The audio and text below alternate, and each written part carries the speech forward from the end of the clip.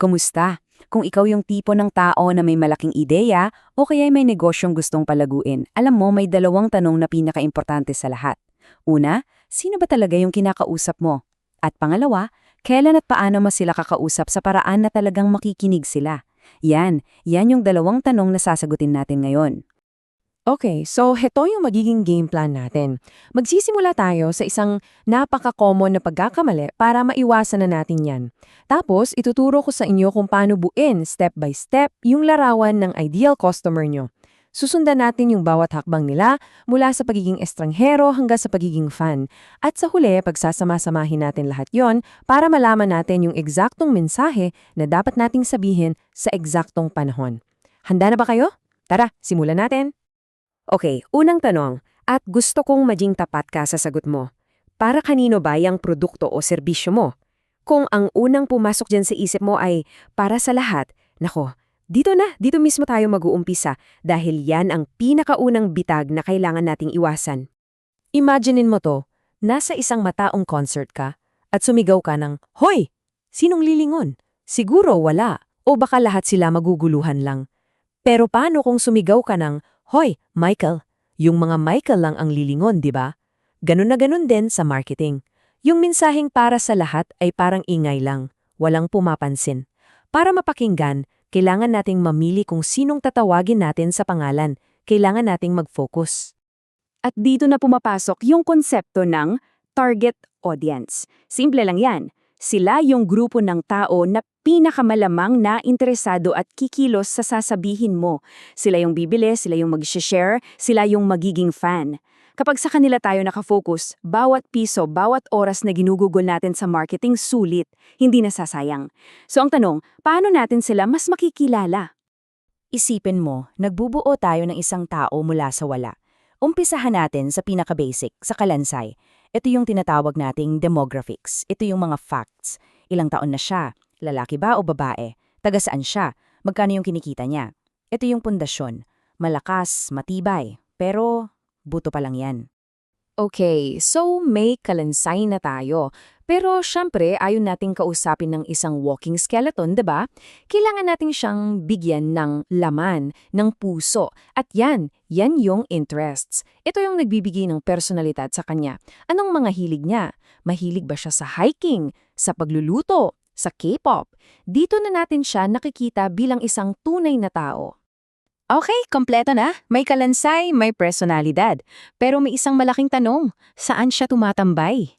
Dito na tayo magiging parang detective. Yung behaviors, yan yung mga bakas o yung mga clues na iniiwan niya.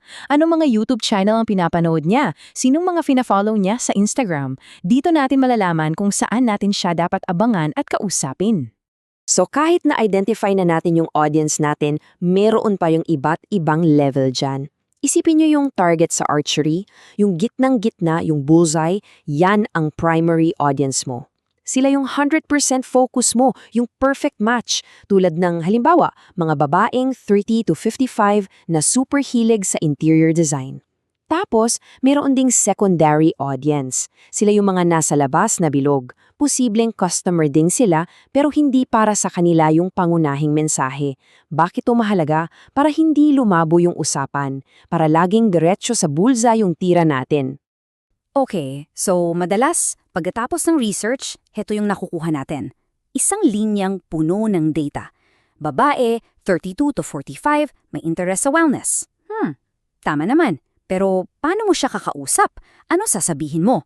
Parang sinusubugan mong makipagkaibigan sa isang Excel spreadsheet. Ang lamig, di ba? Walang koneksyon.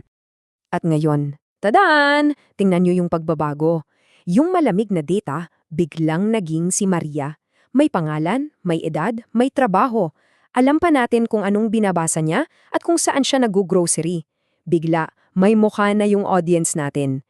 Mas madali nang mag-isip ng, magugustuhan kaya ni Maria tong post na to? Iyan ang kapangyarihan ng paggawa ng isang persona. Itong tool na to, ang tawag dyan ay target persona. Mahalagang tandaan, hindi siya totoong tao. Isa siyang fictional character na kumakatawan sa pinaka-ideal na customer mo. Siya yung nagiging North Star ng buong team. Para yung writer, yung graphic designer, yung social media manager, lahat sila, iisang tao lang ang kinakausap. Si Maria. So paano mo bubuuin si Maria? Saan galing yung informasyon? Hindi to hula-hula ha. Una, tingnan mo yung mga customers mo ngayon. Anong mga pagkakatulad nila? Pangalawa, silipin mo yung mga kakumpetensya mo. Sino ba yung kinakausap nila? At pangatlo, ito ang pinaka-powerful sa lahat. Makipag-usap ka. Magtanong ka sa mga tao. Makinig ka. Promise, walang tatalo sa insights na makukuha mo sa isang totoong usapan. Okay, malinaw na yung sino. Master na natin si Maria. Ngayon, punta tayo sa pangalawang kalahati ng puzzle, yung kailan. Dito na natin pag-uusapan yung customer journey. At ang pinakaunang dapat tandaan dito ay ito, walang taong bumibili basta-basta. Ang pagbili ay hindi isang event, isa itong proseso. May paglalakday. At yung paglalakbay na yan, karaniwan may 5 kabanata. Magsisimula sa awareness, yung stage na sino ka ba? Aakyat sa interest at desire, hanggang sa umabot sa conversion o yung mismong pagbili. At sana matapos sa advocacy, yung stage na sila na mismo ang nagkukwento tungkol sa'yo. Para mas madaling maintindihan, gamit tayo ng isang totoong kwento. Halimbawa, bibili ka ng bisikleta. Unang-una, awareness. Baka nakita mo lang siya sa display ng isang store habang naglalakad ka. Tapos, after a few weeks, interest. Nakabasa ka ng magandang review tungkol sa brand na yon sa isang magazine. Sabi mo, mukhang okay to ah. Tapos, lumalim yung interest at naging desire. Nung nakita mo yung mga kaibigan mo sa social media, ang saya-saya nila sa mga bago nilang bike. Sabi mo, gusto ko na rin talaga niyan. Ang conversion?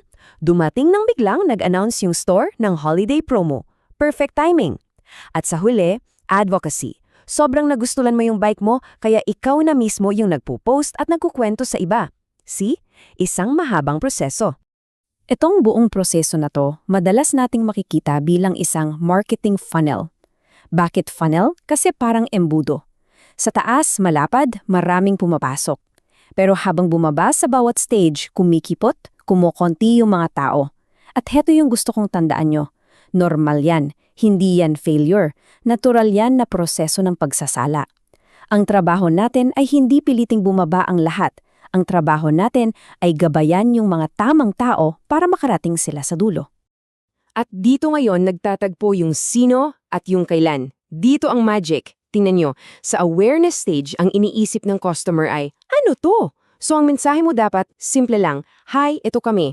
Kapag nasa interest na siya at iniisip niya mukhang interesting, ang ibibigay mo ay isang video or blog post na mas maraming detalye. Pagdating sa desire na gusto ko na talaga nito, ipakita mo yung mga 5-star reviews. Sa conversion, sa tanong na bibiling ko na ba ngayon, dyan mo ilalabas yung limited time offer. At sa advocacy, kapag sinabi niyang sobrang ganda, ang sagot mo, salamat, baka gusto mong i-share sa kaibigan mo para may discount din siya. Gets nyo? Nakikinig tayo kung nasaan na sila sa journey at binibigay natin yung tamang sagot. So, pagkatapos nito, ang challenge ko sa inyo ay ito. Isipin nyo ang sarili ninyong Maria at pagkatapos, itanong ninyo sa sarili nyo, ano kaya yung pinakaunang hakbang na ginagawa niya bago pa man niya malaman na nag-e-exist kayo? Doon ninyo simulan ang pagmamapa ng kanilang journey. Salamat sa inyong oras.